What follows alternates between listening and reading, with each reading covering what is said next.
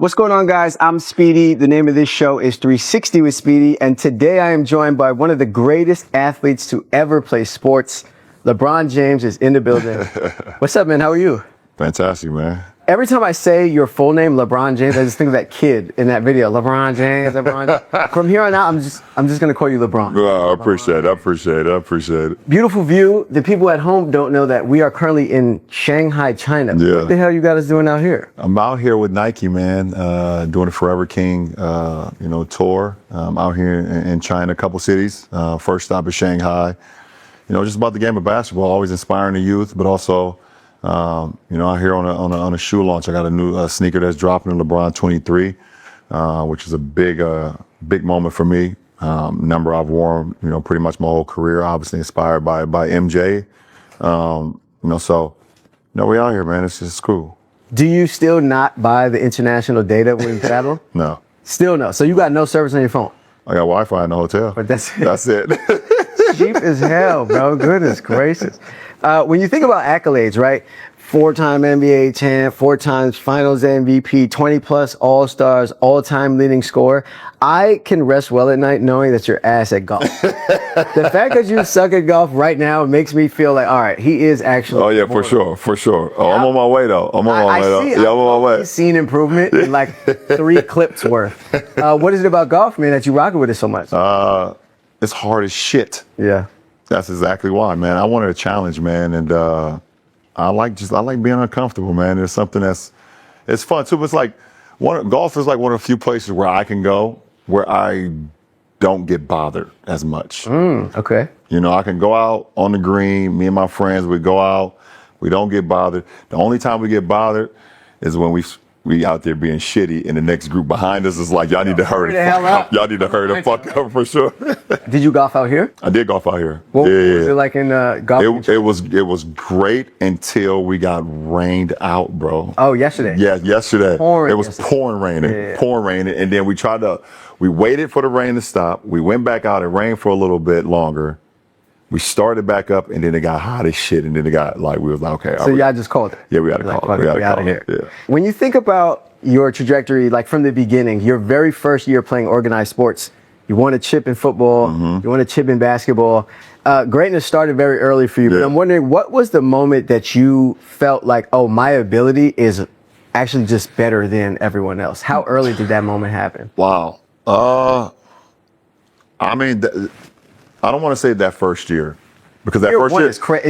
If you felt the year one, yeah, wow. I just knew that I was a lot faster and bigger, and I don't want to say stronger yet because I was still a little skinny kid then. But like my first year playing organized football ever, we played 6 games, and I got the MVP that year. I had 18 touchdowns in 6 games. And then right in that fall, the basketball season started. My first year ever playing organized basketball. We went 6-0, won a championship. And the only reason my coach still today, back then he gave everybody the MVP. Clearly, I was the MVP, but it was dope as hell. But I would say, man, I don't know. I don't know. I think I was out there doing shit that I shouldn't have been doing. So I thought I was pretty special then. But probably 8th grade, I went to an AAU national tournament in Orlando, Florida. It was me and 6 other kids from the Northeast Ohio region, mostly from Akron, to be honest. 5 of us from Akron, maybe 4 of us from Akron, 3 kids from the Cleveland, Brecksville area. And we went and played in the AAU Nationals, which was the big time, national tournament where it was 120 teams, whatever, down in Orlando, Florida at the Worldwide of Sports. And we finished second. Bro, it was motherfuckers nigga, you happy about finishing second? Fuck yeah. 6, 7 kids from Akron, Ohio, Northeast Ohio, and we lost to a team from Southern California. And at that point in time in that tournament, I was doing things that I hadn't did the summer before. I had finally started dunking in games. We started winning games that we wasn't supposed to be winning. I was making moves out on the floor and doing things that I was dreaming about a couple weeks before that. I was like, oh shit, this happening. Yeah, it's happening. So I think that was the moment.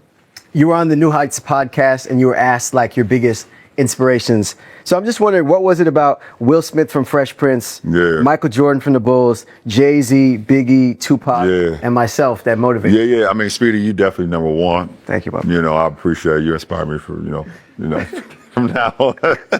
But I just think, you know, those are like guys, like when you grow up in the inner city, and there's not much inspiration like around, you have to, I think for me, I found inspiration on the outside.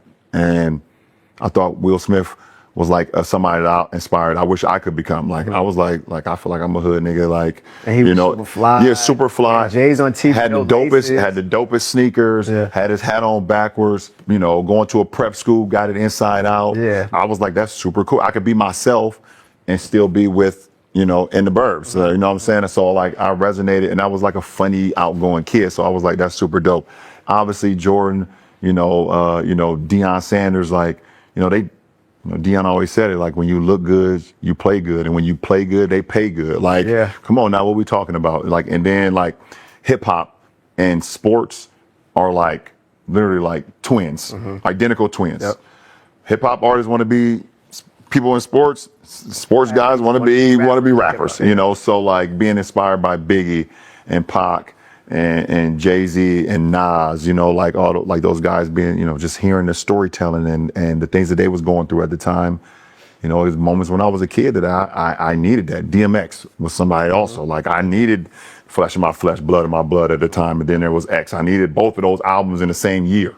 Yeah. You know what I'm saying? Both went #1. Yeah, both went #1. So I needed that inspiration. You, I heard, are like super superstitious. Like before the game, you will lay the jersey out and like nobody can step over it. Is that like a real thing for you? Yeah, that's a real thing. How do the superstitions play into you knowing like, oh, I'm about to go off tonight? Is it work in that way, or is it just you're always the same? I am always the same unless I feel something is off. So like I will lay my uniform out the same way before every game. I will pick a shoe that I'm going to wear according sometimes to either the opponent or the team. Okay. If I'm playing a certain player, a specific shoe may get worn that night, just because of, you know, my competitive nature.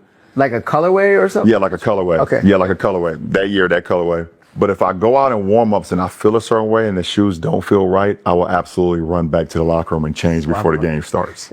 Or if I'm shitty in the first quarter, they getting swapped out. They getting swapped out. Okay. Yeah. I haven't swapped out many shoes because it's not many shitty quarters for That's me. A flex. But that is a flex. A night where you have your career high 61 or like another 50 ball 40. Yeah. Are you always knowing prior to the game, like, oh, tonight is like going to be one of them nights? No, it just happens, man. No, you don't know. Was it last year or the year before? I had a good feeling. We played Brooklyn in Brooklyn. I had my career high for threes made. I think I was 9 for 10. I was there for that game. It was there for that one. I absolutely felt the energy like in the building. Like when I'm in Brooklyn, man, like Brooklyn really like they rock with me, you know. So I just try to give it back to them with the energy, with the game. And I definitely walked out on the floor during warm-ups like, oh, damn, this feels a little different. Like, you know, and my bounce was a little bit different. My step was a little bit different. I was like, this could be one of those nights. It don't always happen that way. Right. But the fact that it did happen that way, I could be here and tell the story, you know what I'm saying? Yeah, I knew it. Yeah, I felt it. So like sometimes you know, basically. Yeah, sometimes, yeah. My probably all-time favorite LeBron be lying moment is when you was like, yo, Kobe was out there, but I knew he was going to score 70 that Bro, I'm telling you, people, every time I say something, everyone think it's a fucking lie. I got homies that was literally at the house with me when Kobe was dropping the 81. When he got 60, we watching the game, I'm like, oh shit. Yo, he might go for 80 tonight. No, I'm telling you. I got homies we could call on the phone. What time is it now? Back in the States? I got homies that was literally in my room. I lived in the house in Ohio at the time. That's now torn down. That's now the big house. We sat in this small room watching the game, and I was like, oh shit, Kobe going for 80 tonight.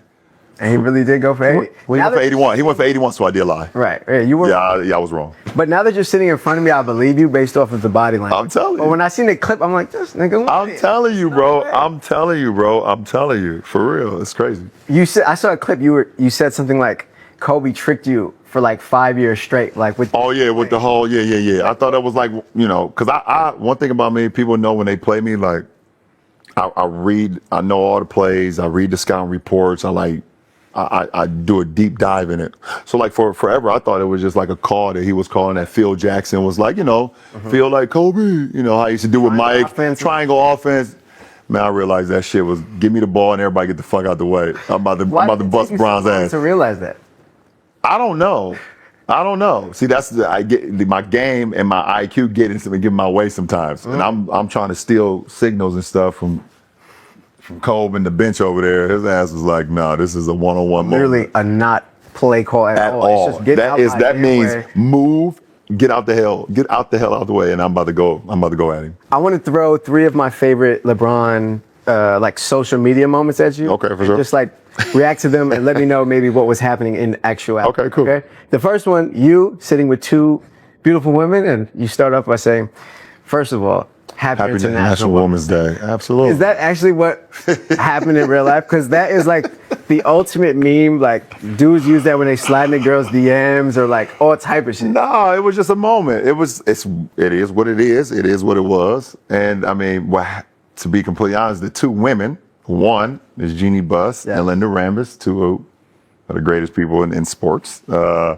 You know, and I went over there and I wasn't playing that night. Unfortunately, I was injured. And that's kind of like the first thing that came to my mind. It was was it International Women's Day? I believe it was. I believe it was too. First of all, yeah. Happy International Women's Day. Yeah, I believe it was.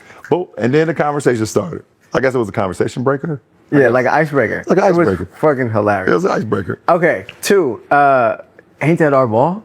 Oh, Ain't that man. our ball? Ain't that our ball? Hey, our ball. man. That's our ball. That's our ball. Listen, we're in the bubble, first of all. And if anybody know about these bubble stories, I've told them, listen, it was a mind fuck in the bubble. But at the end of the day, I'm trying to win it. We're trying to win a game and win a championship. And for somehow, I wasn't in the game then, but I knew when we came off the court, it was our ball. Right.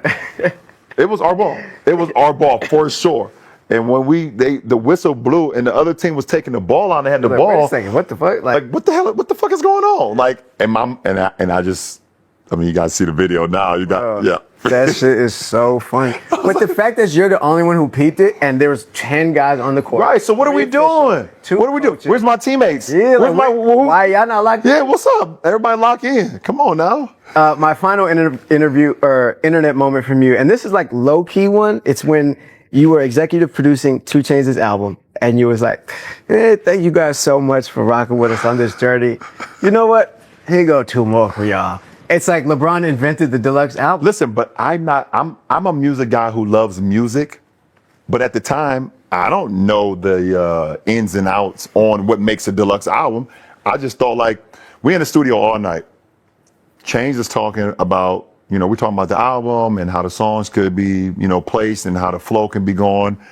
And it was 2 tracks that wasn't going to make the final cut that I really fucking liked. Obviously, he made them.